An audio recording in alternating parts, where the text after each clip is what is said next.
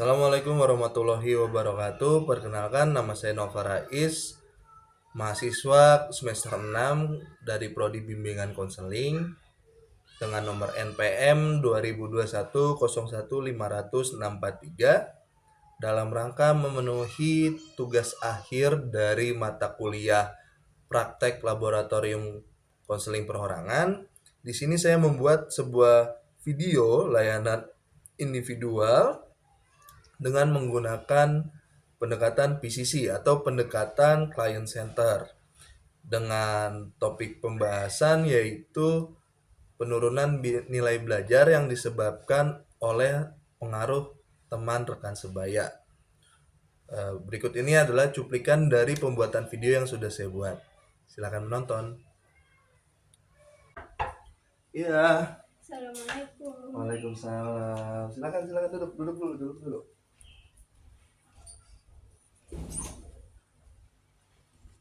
Ya, jadi kamu yang namanya Riana ya? Iya, Pak. Oh, kamu dari kelas 9 berapa kalau boleh tahu? Kelas 9B. Oh, kelas 9B. Oh, iya. Ya, soalnya saya cuma dapat info katanya ada siswa kelas 9 yang mau layanan konseling sama saya. Nah, tapi sebelumnya mohon maaf ya, kita layanan konselingnya ini tidak di sekolah dan di hari Sabtu juga pas kamu libur, karena ya dari kemarin kan kita full aktivitasnya banyak, jadi buat naro waktu konseling di hari sekolah terlalu mepet gitu. Kamu tidak keberatan kan? Gampang, nggak apa-apa. Oh, ini dari rumah kamu gimana, jauh nggak? Enggak, Pak, dekat. Oh, naik apa ke sini? Diantar Om. Oh, diantar om. Omnya nunggu di mana? Di depan. Oh, di depan, nggak apa-apa itu. Nggak apa-apa. Oh, ya udah. Jadi sebelumnya Bapak mau nanya nih, kamu udah pernah ikut atau melakukan layanan konseling belum? Belum. Belum pernah. Oke, jadi layanan konseling ini ada beberapa hal yang harus kamu garis bawahi atau harus kamu ketahui. Yang pertama itu terkait dengan asas, di mana ada 3 asas penting yang ada di konseling ini, yang jadi kamu nggak perlu khawatir nih konseling bakal mempengaruhi kehidupan kamu. Yang pertama ada asas keterbukaan, di mana selama pelaksanaan konseling nanti saya tidak ada yang namanya memaksakan kamu untuk menjawab pertanyaan yang saya berikan. Tapi alangkah baiknya kamu secara terbuka tanpa ada paksaan dari saya ataupun orang lain menceritakan nih permasalahan yang sedang kamu alami, agar di sini saya tahu permasalahannya apa dan bisa membantu kamu dalam mencari solusi untuk permasalahan kamu. Terus yang kedua, asas kenormatifan, di mana kegiatan konseling ini tidak jauh atau berpedoman pada norma-norma yang berlaku di Indonesia, entah itu norma sosial, norma agama, dan lain sebagainya. Jadi kita nggak keluar dari itu. Jadi nggak ada yang namanya penyimpangan sosial atau penyimpangan norma-norma di kegiatan konseling. Dan yang terakhir ini yang paling penting, yaitu asas kerahasiaan. Jadi kalau misalkan kamu merasa khawatir atau merasa ragu ketika melaksanakan konseling, takut orang lain tahu, teman tahu, itu tenang aja, karena tidak ada hal yang namanya saya membocorkan informasi terkait apa yang kamu bicarakan hari ini kepada orang-orang yang berkepentingan. Contoh di asas kerahasiaan ini ada sedikit pengecualian, di mana jika memang setelah melaksanakan konseling ini kamu butuh bantuan dari ahli lain seperti psikolog atau psikiater, itu mau tidak mau saya mengalih tangan kasuskan ke mereka. Otomatis ketika memang kejadiannya seperti itu, saya mau tidak mau menceritakan nih permasalahan yang kamu alami apa, terus eh, dari permasalahan ini yang terjadi ke diri kamu apa, penyebabnya apa gitu.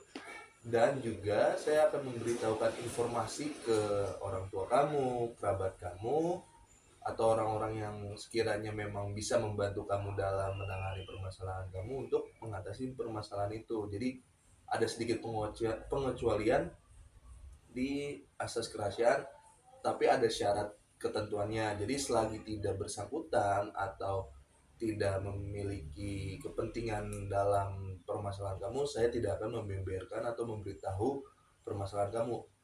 Meskipun itu wali kelas kamu ya, kamu kan kesini atas rekomendasi dari wali kelas, dan wali kelasnya juga sudah hubungin saya. Jadi walaupun wali kelas kamu tahu, tapi selagi di permasalahan ini tidak ada sangkut pautnya dengan masalah kamu, maka saya tidak akan memberitahukan kepada wali kelas itu terkait permasalahan yang sedang kamu alami. Seperti ini terkait dengan asas-asas yang sudah saya sebutkan, yaitu kerahasiaan dan normatifan, keterbukaan. Sampai situ ada yang mau kamu tanyain? Saya mau nanya Pak, Ya, mau nanya apa tuh? terkait yang kerahasiaan itu benar nggak dikasih tahu siapa-siapa kan Pak? Enggak. Ya, terkait dengan kerahasiaan itu sebenarnya salah satu asas penting di kegiatan konseling ini. Jadi kamu tidak perlu merasa khawatir sekali terkait dengan ketika saya bicara ini, ntar orang lain tahu nggak ya? Karena di konseling itu apapun percakapan yang kita bicarakan saat ini, itu selain yang tadi saya sebutkan ya, ada pengecualian kecil di mana kalau memang orang-orang tersebut dibutuhkan bantuannya untuk mengatasi permasalahan kamu, seperti orang tua, terus pihak profesional tingkat lanjut seperti psikolog, terus psikiater, memang kalau masalahnya sudah terlalu berat, itu mau tidak mau saya membicarakan permasalahan yang kamu alami ke mereka. Akan tetapi jika masih bisa ditanganin, masih bisa ditanganin oleh saya, maka tidak perlu, bahkan walaupun itu wali kelas kamu ya, karena kan ini rekomendasi dari wali kelas kamu buat datang ke saya untuk melaksanakan konseling karena uh, terdapat sedikit masalah yang kamu alamin seperti itu. Jadi tidak perlu khawatir akan adanya kebocoran rahasia yang kamu alami saat ini orang lain tahu, seperti itu. Iya Pak, Uh, Sampai sini sudah paham? paham. Oke, kamu sudah siap ya buat pelaksanaan konseling? Ya, Oke, sip. Begitu kita mulai ya. Paham ya? Oke, jadi kalau boleh tahu nih nama lengkapnya siapa? Karena saya taunya Riana anak kelas 9. nama saya Riana Agustin. Riana Agustin, kalau dari 9B tadi ya. Gimana kabarnya hari ini? Baik Pak. Baik. Ada yang mengganjal gak walaupun kamu baik tapi kamu merasa sedih atau senang? Ada Pak. Ada. Iya, Sedih apa nih? saya sedih Pak. Sedih. Kalau boleh tahu kenapa tuh sedihnya tuh? Saya sedih soalnya nilai saya turun. Nilai rapot, Iya, nilai akademik kamu turun. Oh, mata pelajaran tertentu apa mata pelajaran semua? semuanya. Semuanya nurun. Itu kamu mulai turun ini pas kelas 9 ini atau dari kelas 8 nih? Kan kita baru semester 1. Kelas 9. Oh, justru pas tengah semester kemarin. Oh, turunnya cukup jauh, signifikan atau cuma beda 4 poin, 5 poin? Cukup jauh. Cukup jauh. Oke, baik. Berarti kamu mengalami penurunan nilai yang dari kelas 8 yang tadinya bagus, pas masuk kelas 9 turun. Nah, kalau boleh tahu nih, menurut kamu ya, berdasarkan eh, pemikiran kamu yang telah kamu alami ini, penyebab dari kamu turunnya nilai itu apa? Kalau menurut saya, kayaknya saya terlalu banyak main game online, jadinya gak terlalu giat belajar Oh, jadi kamu belakangan ini sering main game? online. Oke. Nah, itu emang berapa banyak atau berapa sering kamu main game online dalam satu hari? Sering sekali. Sering sekali. Kalau dihitung menggunakan jari sudah berapa lama kamu? Seberapa banyak dalam satu hari kamu bermain game online? 3 kali sampai 4 kali. 3 kali sampai 4 kali, dan itu satu kali main lama memang durasinya. Iya Pak, lumayan lama. Berapa lama satu kali permainan itu? 1 jam. 1 jam. Berarti kalau kamu 4 kali 4 jam kamu bermain game itu. Oh, kenapa kamu sering main game belakangan ini? Apa yang membuat kamu akhirnya memutuskan kalau main game aja gitu? Saya bosen Pak belajar. Bosen, bosen belajar. Oh, coba kamu ceritain nih kenapa kamu ngalamin bosen atau kurang ada niat buat belajar, kenapa? Hmm, ca- Ada yang misalkan, contoh ya, misalkan kalau kamu bingung nih kan, kamu kayaknya bingung, kamu jadi sering main game, sering lebih fokus atau lebih banyak menggunakan waktu langsung waktu kosong kamu, waktu yang harusnya dipakai buat belajar di rumah tapi main game itu karena misalkan eh, kamu ada masalah dengan teman kamu yang membuat kamu akhirnya jadi malas belajar, atau misalkan memang keadaan kondisi keluarga kamu yang sedang nggak baik-baik aja, atau banyak lagi seperti itu. Nah, yang membuat kamu jadi lebih sering main game itu kenapa? karena teman-teman saya Pak. Teman-teman kamu, Ya, teman-teman kamu. Jadi kamu main game karena pengaruh dari teman-teman kamu. iya. Oh, coba kamu ceritain kenapa kok teman-teman kamu bisa nih mempengaruhi kamu buat jadi lebih sering main game. Soalnya mereka teman-teman dekat saya Pak, mereka juga yang ngajarin saya main game. Tadinya saya kecanduan. Oh, jadi kamu kenal game ini dari teman-teman kamu yang akhirnya ngebuat kamu kecanduan.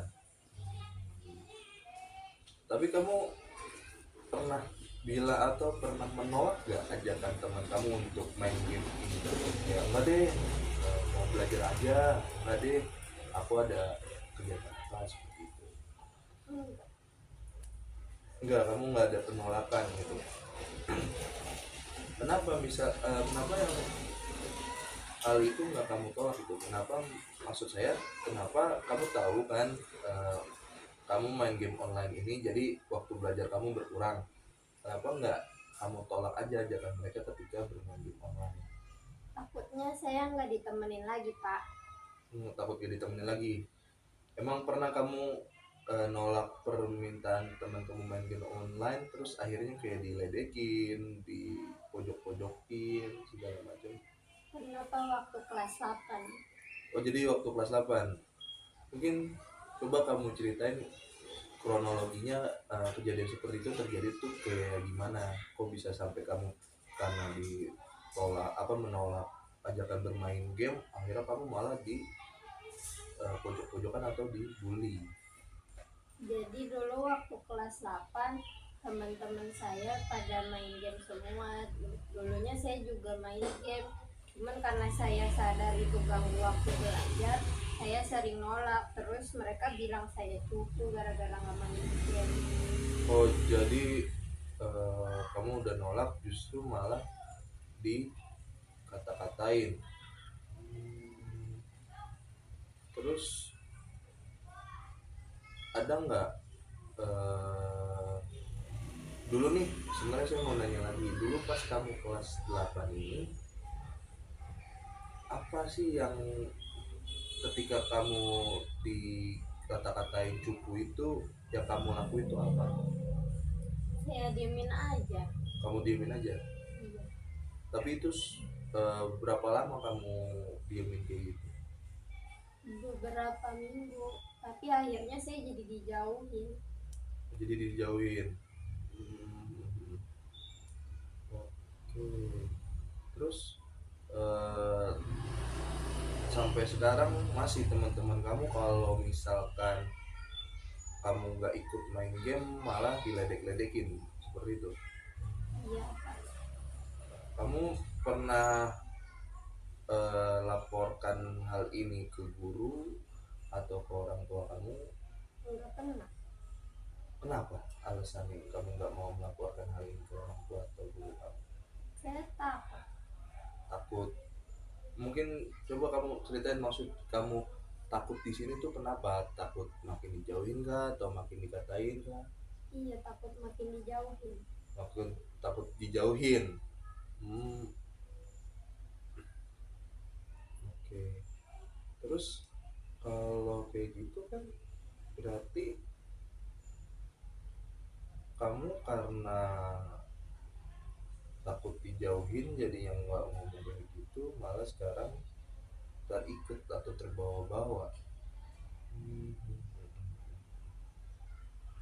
oke, berarti secara garis besar ya, oke. Baik, saya paham sih yang kamu alami sekarang. Jadi kamu mengalami penurunan nilai belajar, lalu kamu bingung juga karena kalau kamu nggak ikut kemauan mereka, kamu diledek-ledekin gitu. Ada nggak sih cara kamu yang udah kamu pernah lakukan dalam menangani permasalahan yang ini nih, penurunan belajar dulu deh. Ada nggak langkah yang kamu kan sekarang udah tahu nih kalau misalkan kamu penurunan nilai belajar nih UTS kemarin, ada nggak sih setelah kamu mengalami hal itu pemikiran untuk cara kamu menangani permasalahan penurunan nilai belajar ini? Mungkin saya bakal ngajak temen buat belajar bareng. Buat belajar bareng, mungkin bisa kamu ceritain lebih tuh maksudnya ngajak belajar bareng tuh gimana? Misalnya kita lagi main bareng. Nanti kalau udah selesai, saya ngajak mereka belajar sebentar. Kalau udah selesai belajar, baru boleh lanjut main bareng lagi. Jadi tetap ada waktu untuk belajar bareng. Jadi kamu nanganin kedua masalahnya ya, penurunan belajar sama takut dijauhin teman. Jadi setelah kamu main bareng game online terus ngajak teman kamu buat belajar bareng supaya masih ada waktu belajar walaupun kamu bermain game. Oke, udah pernah kamu lakuin belum? Belum Pak, baru rencana. Baru rencana. Tapi ini kamu mulai mikir rencana ini kapan? Minggu lalu. Minggu lalu pas nilai UTS sudah keluar. Hmm, oke. Nah terus setelah kamu melihat nilai UTS ini, kan kamu bilang merasa sedih kan? Kenapa kamu merasa sedih? Ya karena nilai saya turun banget Pak, sangat jauh dari yang sebelumnya. Sebelumnya? Baik, jadi setelah apa yang kamu ceritakan tadi, di sini saya mendapat bukan mendapat sih, saya menarik sebuah kesimpulan. Kamu mengalami penurunan belajar karena kamu lebih sering bermain game online karena takut teman kamu memusuhi kamu atau tidak dijauhi teman-teman kamu. Seperti itu. Oke. Tadi juga saya sudah tanya, kamu sudah membuat sebuah rencana kalau misalkan supaya masih bisa belajar, kamu tetap menyisikan mengajak teman-teman kamu buat belajar bareng setelah bermain game online ini. Oke. Tapi setelah yang tadi rencana kamu bilang ini, ada nggak sih yang sebenarnya selain rencana tadi yang mau kamu lakuin nih? Hmm, Karena kan nih kalau dari pendapat saya pribadi, sebenarnya cara kamu bisa digunakan untuk mengajak teman-teman kamu bermain game online, belajar bareng supaya kamu tidak dijauhin, tapi kamu masih bisa belajar juga. Tapi menurut saya pribadi itu masih kurang efektif. Kenapa? Karena dari yang tadi kamu ceritakan sendiri, eh, kamu bermain aja satu kali permainan itu 1 jam, otomatis kamu 4 jam dimain buat game, kan itu sudah capek ya. Kondisi kamu juga udah capek, 4 jam kamu bermain game, terus dilanjut dengan belajar. Jadi nggak terlalu bagus lah, soalnya kan udah capek bermain game terus dipaksa juga buat belajar kan, otomatis teman-teman kamu juga pasti nolak tuh, apalagi mereka tidak mau belajar gitu kan, cuma kamu mau doang. Nah, menurut kamu ada lagi nggak cara yang kamu pikirkan nih, saat ini kamu pikirkan, untuk menangani permasalahan penurunan belajar dan teman-teman kamu ini? mungkin waktu main gamenya bakal saya kurangin Pak, jadi 1 jam. Jadi 1 jam berarti cuma satu kali permainan doang. Iya. Hmm. Kalau kamu kurangin kayak gitu, sama teman-teman kamu dijauhi nggak? Nggak tahu. Nggak tahu. Hmm. Nah, sebenarnya saya ada sedikit cara untuk kamu nanganin permasalahan kamu. Kamu mau mendengarkan saran saya? Kalau misalkan memang tidak, nggak apa-apa, karena kan seperti yang saya bilang, ada asas keterbukaan di mana saya pengen kamu terbuka untuk menceritakan masalah dan kamu terbuka untuk menerima saran. Kalau misalkan memang tidak mau, ya tidak masalah. Seperti itu, gimana? Mau Pak. Mau. Jadi saran saya yang pertama, kamu melakukan manajemen waktu. Maksudnya manajemen waktu itu apa sih Pak? Membuat jadwal kegiatan kamu sehari-hari, bukan jadwal belajar saja ya, tapi kamu buat nih, susun dari misalkan kamu bangun tidur sampai kamu tidur lagi. Kamu buat jadwal itu selama seminggu atau selama 1 minggu kamu belajar, otomatis dari hari Senin sampai hari Jumat. Bikin jadwalnya gimana Pak? Jadi kamu biasa bangun jam berapa? Jam 5. Jam 5. Berarti kamu tulis jam 5 saya bangun pagi. Setelah bangun pagi, sholat subuh jam berapa, ditulis keterangannya. Habis sholat subuh ngapain? Siap-siap perlengkapan sekolah, terus mandi, habis itu pakai seragam, siap-siap buat ke sekolah, kayak menggunakan sepatu, eh, keluar rumah buat berangkat sekolah. Itu kamu tulis secara rinci keterangan kegiatan dengan waktunya, supaya kamu bisa merubah pola kebiasaan kamu dalam penurunan nilai belajar ini. Karena kan kamu kurang memotivasi, terus juga kamu lebih banyak waktu digunakan untuk bermain game online, sedangkan kamu sudah kelas 9 nih, ya kan? Otomatis kamu harus bisa menjaga nilai kamu supaya tidak turun-turun amat, karena buat kamu masuk SMA. Jadi gitu, kamu buat jadwal aja. Jadi supaya kamu manajemen waktunya bagus, terus tidak ada waktu yang terbuang sia-sia. Alhasil kamu bisa menangani permasalahan kamu ini. Jadi gitu. Terus untuk menangani permasalahan teman-teman kamu, alangkah baiknya kamu ngomong ke mereka nih. Juga kalau bisa kamu mengingatkan mereka, karena kalau misalkan guru yang mengingatkan pasti kan mereka tidak terima.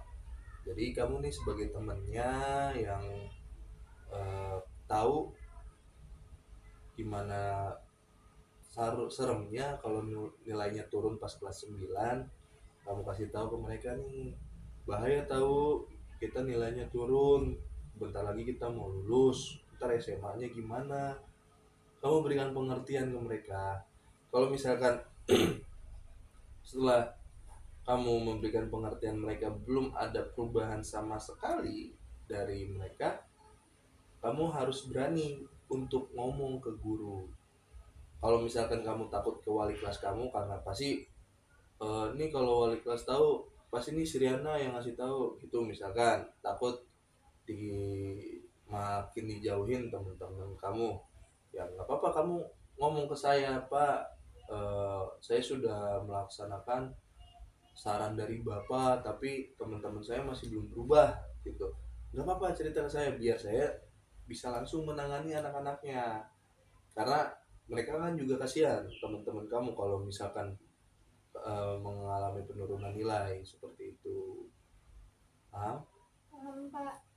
Nah, coba kamu jelasin ulang yang saran dari saya kayak gimana.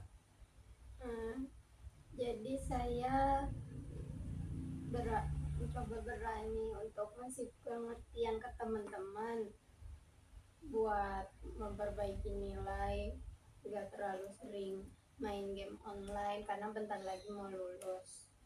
Kalau misalnya mereka masih kayak gitu, saya harus lapor ke bapak lagi. hmm, nah kalau yang buat penurunan nilai kamu gimana tadi, penurunan nilai? Saya bikin jadwal kegiatan sehari-hari. Jadwal kegiatan sehari-hari, apa yang kamu lakuin tuh, apa aja isinya? Dari mulai saya bangun tidur, berangkat sekolah, sampai saya tidur lagi. Hmm, Iya, kamu udah tahu tuh apa yang mau kamu isi ya. udah. Oke, sampai sini ada yang mau kamu tanya lagi nggak? Udah ada. Nggak ada. Oke, dari yang tadi sudah saya sampaikan, saya juga udah ngasih sedikit saran atau solusi buat kamu. Nah, pertanyaan terakhir, kamu siap gak melaksanakan apa yang sudah saya bicarakan ke kamu, apa yang sudah saya sarankan ke kamu, dan kamu terapkan kehidupan sehari-hari, walaupun hal itu bisa bikin kamu, khususnya yang ngingatin teman-teman kamu ya, dijauhin nih sama teman-teman kamu siap gak? Siap, benar-benar siap. Iya, siap. Hmm, oke, kalau kayak gitu mungkin saya akan memberikan sedikit dorongan atau motivasi buat kamu, bahwasannya tidak apa-apa menjadi baik, walaupun ketika kita berbuat baik ini orang lain tuh pandang negatif terhadap diri kita. Jadi jangan takut untuk mengatakan kebenaran, kalaupun misalkan ketika kamu mengatakan kebenaran malah kamu dijauhi teman-teman kamu, seperti itu. Setelah kamu konseling ini gimana perasaannya? Jadi lebih baik, Pak. Lebih baik. Mungkin itu sedikit saran dan motivasi saya buat kamu menangani permasalahan kamu ini, dan semoga kegiatan konseling ini dapat mengatasi permasalahan yang sedang kamu alami ya. Ini kan setelah dari sini kan kamu mau melaksanakan saran-saran yang sudah kita buat tadi. Jadi mungkin Bapak minta minggu depan, sekarang hari Sabtu ya, Sabtu, Senin, Selasa, Rabu, hari Kamis depan, nanti bapak kamu panggil, saya mau lihat nih perkembangan kamu seperti apa. Saya harap kamu dapat menceritakan perkembangan yang kamu alami ini dengan sejujur-jujurnya, nggak ada yang kamu tutup-tutupin. Soalnya biar saya bisa menilai apakah ada progres yang progres yang terjadi atau mengalami kemunduran. Kalau misalkan emang mengalami kemunduran, maka saya akan melaksanakan kegiatan konseling baru yang dalam benar-benar, entah itu misalkan saya mengkonselingin teman-teman kamu atau bagaimana, melihat dari progres yang kamu alami nih. Sampai sini kamu paham? Paham. Ya baik, kalau misalkan kamu sudah paham, mungkin konseling hari ini kita tutup sampai di sini.